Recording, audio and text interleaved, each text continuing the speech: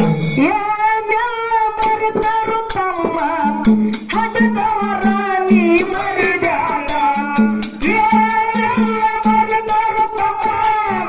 ಹಠದವರ ನೀ ಮರಿದಾಳ ಉಪಕಾರ ತೀರಿಸಬೇಕು